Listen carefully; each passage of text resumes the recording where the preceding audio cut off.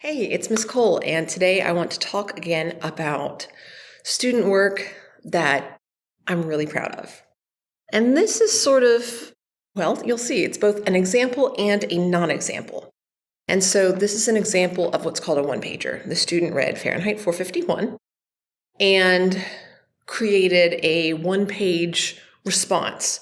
And the response was supposed to do a number of different things, and they had options for what could be included. Some things were mandatory, such as I need to be able to read it. And the first one they did, and I have this all together on a poster, was this version, which is great. I love the artistry here. One of the guidelines, not a requirement, but the guidelines was, deliberate use of color. For Fahrenheit 451, you see the deliberate use of the red, orange, and yellow. She did a poem and some Q&As and an I believe statement. But one of the requirements is that the space be filled to show your understanding of the book and its ideas, but also your connections to it and your thinking about it. Not filled. So not filled. And I emphasized to them that simply coloring it in doesn't count. So I gave it back to the student and I said, look, I'm confident that you can do better than this. And it's really lovely, your drawing, but this is an art class and I'm not grading you on the quality of your drawing. Over the years, I've gotten pretty good at being able to tell the difference between a drawing that is done with care and not a lot of skill, and a drawing that is just done really hastily and is sloppily or carelessly done.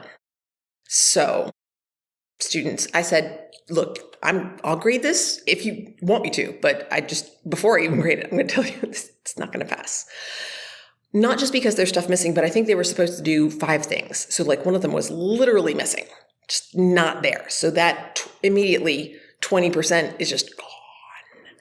And the poem wasn't one of the types used. It didn't fit the form.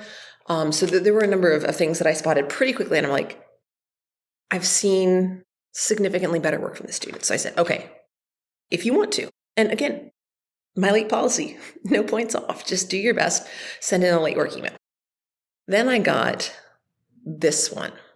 And it's just so much better. You can see, obviously, it's filled with the students' ideas and information from the text supporting it, making connections, giving specific examples. And there's just so much detail here. It was fun to read. And the use of color, similar colors, but also we also have, this time there's a title on the book, Dover Beach. And if you notice, can we get a little closer here? The book is blue instead of following the same red, orange, yellow color scheme. In both cases, we have the characters both dressed in black and gray. It both helps them pop out from the rest of it and also indicates some of the dreariness of life without story. I was just really, really pleased that this student took the feedback that I gave her, and just really ran with it. Came back, I thought about it deeply and didn't just do this and this and this. These are the things that Miss Cole said, but used that as a guideline to turn in an absolutely stellar project. And so as you can see, one of the reasons that I have it together is to say, look, this is pretty, didn't get a good grade.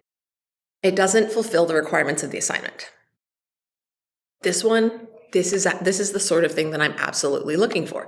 And so I have this up usually a little bit before we get to this project as an example of what not to do, what to do. And I include with that a copy of the guidelines for the project.